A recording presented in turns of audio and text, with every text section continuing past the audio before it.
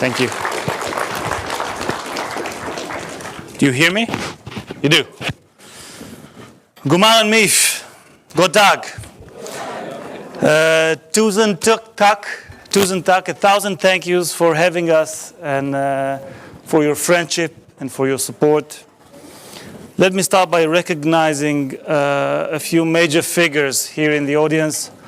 I would like to first recognize our great ambassador of Israel in Norway, Mr. Rafi Schutz. Thank you so much for the work that you do. My colleagues, MK Anat Berko and MK Aliza Lavi. Where is Aliza? I can't see her. She is here. That gave great speeches and that you will be fortunate to hear in the next panel, of course. The Israeli Jewish Congress with our friends Yael Kasuto and Arsen Ostrovsky. Great Arsen, thank you. The Israeli Christian Allies Foundation, headed by Josh Reinstein. Where are you, Josh? There you are. And last but not least, by all means, I would like to recognize and thank the fantastic leadership of MIFF, headed by Bent and Conrad and their entire team. Thank you so much for that. You know, the first word that an Israeli says when he meets another is shalom. Means peace. So let's talk a bit about peace. After 25 years to the Oslo Accords, I was born 42 years ago in a war zone. 3 years before I was born, we had the Yom Kippur War, 1973, which was one of the most difficult wars that we have faced. Many considered it to be possible of the destruction of the state of Israel and the ending of the dream of the coming back to the homeland of the Jewish people. By the time I was 6, we had the first Lebanon War. By the time I was 15, we had the first Gulf War, 1991, where we would find ourselves with gas masks on our heads, with our grandparents, parents, brothers and sisters. It gave some amusing scenes to our lives at the time. So you can understand why, when I became 17, 1993, when the Oslo Accords were signed, it brought much hope. We wanted that hope. We needed it. The Israelis yearn for peace since forever. And indeed, it brought much happiness to the streets of Israel. People were singing about peace. They have yearned for peace for so long. Basically, what the Oslo Accords meant was, we told our Arab neighbors, you know what? We don't want to rule you anymore. We just want to live in peace. You want to rule yourselves? Go ahead. Do it. Have your own autonomy with your own parliament, your own judicial system, your own government, your own police system, education system. Hoping that as normal people who wants to live, they will have peace, and we will have peace. This was the hope. And it didn't take long for us to realize that it was false hope. Because shortly after we have imported, literally, thousands of terrorists headed by Yasser Arafat that were haunted wherever they were in Tunisia, not only by the Israeli intelligence, but also by other foreign intelligence, we have started to have a wave of terror that we have never known before. Yes, we had terror always, even before the state was established. But it escalated to levels we didn't know. My good friend, Ron Sobel, who was 18, was a very handsome, charismatic teenager. He was studying with me since basic elementary school to high school. And at the 1994 August 14th, he came back from work that he did in Gaza. He was expected to join the military and to be a pilot in just a few weeks from then. And I got a knock on the door from one of my friends saying Ron was killed.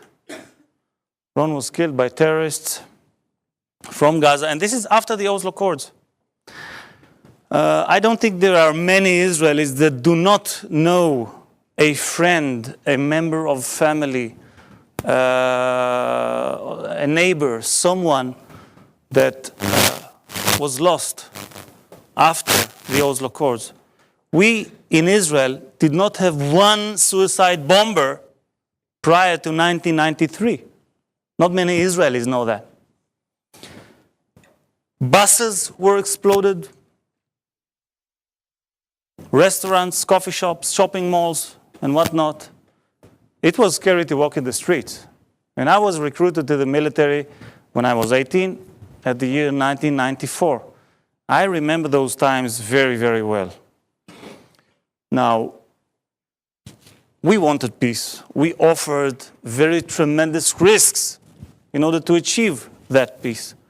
But what we got instead was a bloodshed that we have never known before. You might expect, the Israelis are clever, so they are the high-tech nation, so they have probably learned the lesson. But then came 2005, in which we have disengaged from the Gaza Strip, saying basically the occupation on Gaza has to end. As the Prime Minister back then, Ariel Sharon, was saying. Many Israelis hoped that at least from that region we will have quiet. Some even thought that Gaza would become the Singapore of the Middle East. They have a beautiful strip by the shore. They will build hotels, invest in education, healthcare, and whatnot. Everything that a normal people who wants to live does, right? What did we get instead? We got tunnels underneath our villages and rockets and missiles that would go further and further to kill more and more Israelis. Hamas is now ruling the Gaza Strip. Now, as much as we yearn to peace, we don't only want it, we need it.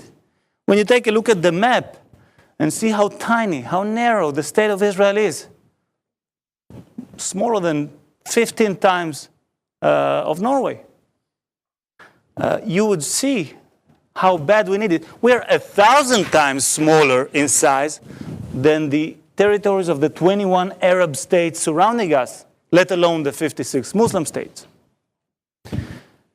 But as much as we want it, in order to achieve peace, you got to have another side that wants peace. Do we have that? Do we have a partner for peace? Did we ever have a partner for peace? Now, of course, when we talk about Hamas, it's very easy.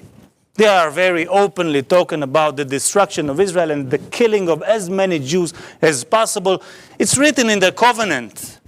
In section 7 to Hamas covenant, you would find that they yearn to the day where the rocks and the trees, al-shajar wal-hajjar in Arabic, would shout, "Oh Muslim, there is a Jew behind me. Come and slaughter him." A Jew, mind you, not an Israeli. This is how anti-Semitic this covenant is of Hamas. But they don't only say it, they demonstrate it by deeds. Some of the most horrific terror attacks that we have known throughout the years came from Hamas, including the slaughter, the butcher of 3-month-old Hadass Fogel in her bed with her brothers and sisters and parents. Now, that's easy. That's Hamas. It's clearly an enemy. We have to fight them. But my colleagues from the left would say, we do have the moderate ones to talk to. We do have the partner. We do have the PLO, the Palestinian Liberation Organization, that was founded back at 1964, which is interesting. There was not one Jewish settler or one Jewish soldier on Judea and Samaria, or as they call it, the West Bank, back at 1964. We didn't have it. We didn't liberate it yet. What was it that they wanted to liberate Palestine from back at 1964? Or rather, should we say, what is Palestine? Is it really Ma'ale Shomron and Otniel and Efrat, as they claim, or is it really Yafo and Akko and Haifa and Tzfat and everything that we consider as the state of Israel? Now, my colleagues from the left would say, you're right. That was back in 1964. This is 2018. They moved ahead. They are willing to compromise. Why won't you? Well, have they?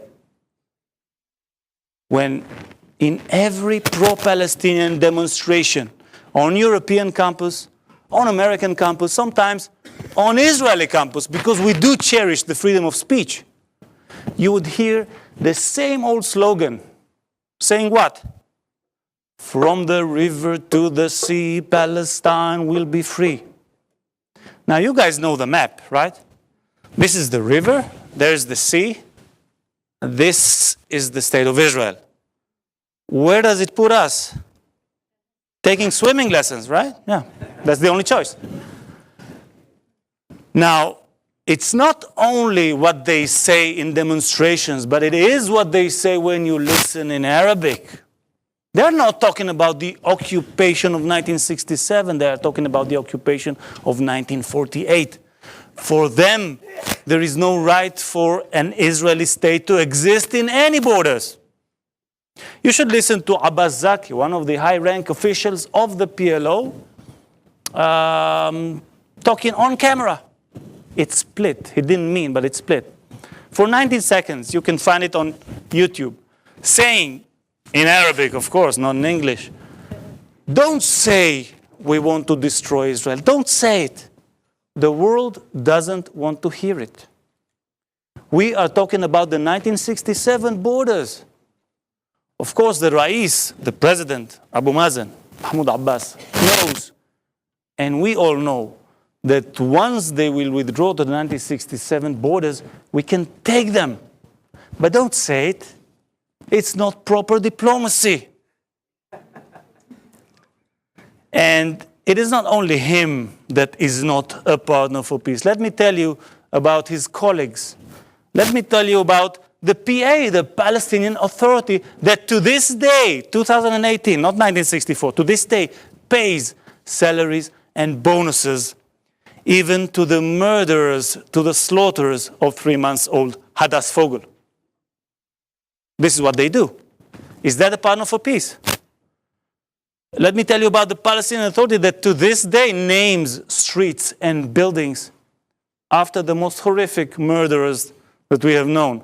Like the government building in Ramallah. Not just a small alley. The government building, it's a symbol, is named after Yahya Ayash, aka the engineer, in Al-Muhandis in Arabic, who is responsible for the killing of more than 100 Israeli children, women, innocent men, Holocaust survivors, some of them. This is the man that they name the government building after. Is that a partner for peace? Is a partner for peace is one who flies all the way to Turkey to meet and shake hands and hug Amna Mona as the hero of the Palestinian people. Who is Amna Mona, you may ask? It's a valid question. Amna Mona was an Arab youngster who chatted in the internet with 16 years old Ofir Rachum from the southern city of Ashkelon. And she tempted him to come and meet her, claiming she was someone else that she wasn't. And he, as 16 years old do sometimes, was tempted, and he came to meet her. She waited for him in the car and took him to her apartment, where two gunmen were waiting and shot 16 years old Ofir Rachum dead. She was sentenced to life imprisonment, but when she was in prison, the guards say that sometimes when she wanted to mock and to irritate them, she used to imitate Ofir's last screams. This is how evil this woman is. And unfortunately, as you may... Yes. You spoke with her. So Anat affirms what I'm saying. Thank you, Anat. When we have had to sign the Gilad Shalit deal, I have to say, unfortunately, I don't think we should have signed it. But the State of Israel decided to release more than 1,000 terrorists in order to get one of our soldiers, Gilad Shalit, that was held in captivity by Hamas in Gaza. And we did it. And one of them was Amna Mona. The only term that we had was that she cannot come back to Israel. She will be free, but elsewhere. So she went to Turkey, where she lives, unfortunately, to this day. And the president of the PA, Mahmoud Abbas, Abu Mazen himself, the partner for peace, so-called, flies all the way to Turkey to shake her hands, hug her, and accept her as the hero of the Palestinian people. Is that a partner for peace? What does it say about a people that these are their heroes? What does it say? Now, my friends, it may sound like a grim vision. And I'm not one of those politicians who have this syndrome of solutionism, which means for every problem there is a solution. You just got to do 1, 2, 3, problem solved. I do not have that kind of vision. I do not think at this time that the Israeli-Arab conflict is solvable. I do not believe that. Which is why it is not just a matter of, you know what, let's try. What have we got to lose? We have a lot to lose. First and foremost, human lives are lost because of those attempts. Why is it? And this brings me to my second point. What is it that causes our Arab neighbors yet again and again to try and kill us? And sometimes they succeed. What is it? What was it in August of 1929 that caused the Arab neighbors of Hebron and Tzfat to slaughter and butcher and kill 133 Jews and severely injure hundreds more? Was it the occupation of 1967? Was it the settlements? Was it the despair? What was it? It is, and unfortunately it continues to be, the unwillingness of the Arabs to accept the existence of the Israeli state in any borders. I'm not saying every last Arab. Of course not. It wouldn't be smart. It's not true. I'm not even saying the majority of the Arabs. I am saying the influential majority. And this is what counts. Because you may find people who will be willing to talk about compromise. Do they control? Do they have the power? Because, you see, a peace agreement needs someone that will be willing for peace and also have the political stability to maintain peace. And as we see it, and you see the struggle between the PA and Hamas, let alone the struggle amongst other Arab nations around us, they do not have it. My friends, although, as I said, it may sound like a grim vision, I truly believe, and it may surprise you, that peace is not only achievable, it is inevitable. How comes? based on two major pillars, which one would be education, and the second would be economy. Peace is inevitable, and the bridges between us will be built. What do I mean when I say education? The incitement to terror has to stop. The paying of salaries and bonuses to murderers has to stop. The glorification of terrorists has to stop. And when I'm talking about economy, you guys should visit the industrial zones in Judea and Samaria. You should see what I see there with my own eyes.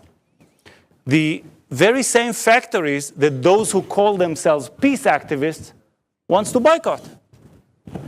What you would see there is Jews and Arabs working together, having lunch together, sharing family pictures, congratulating each other for a newborn in the family, living together rather than killing each other. This is peace in the making. This is coexistence. Thank you. And this is what those who call themselves peace activists wants to boycott in the name of peace. How absurd can it get? And this is what we should have more, my friends. And I'm not naive. I do not think it will take years. It will take generations. But I may not see it in my lifetime. If I want my children to see it in their lifetime, we have to start work on it now. And I want to thank you for supporting that cause of peace, not of elimination of a state, by building it. Because can you imagine how absurd it is that the Jewish people are an occupier on a land that for 3,000 years is called Judea. In Hebrew it sounds even better. Yehuda, היהודים כובשים ביהודה. And can you imagine that the historical right that we have over the land of Israel comes from the Bible? I am not a religious person myself, but I do have a tremendous amount of respect for the tradition and for the heritage of my people and for the history of my people. And when I open the Bible that tells the story of my people, and I see that more than 80% of the locations stated as the land of Israel in the Bible, you know where they are located in? I'm sorry to say, it's not Tel Aviv, which I'm representing. It's in Judea and Samaria and Jerusalem. This is what the land of Israel means more than anything. So, as I said yesterday, this time we are here after 2,000 years of forced exile, never to leave again. Thank you so much for your support. We appreciate it, and thank you for your time.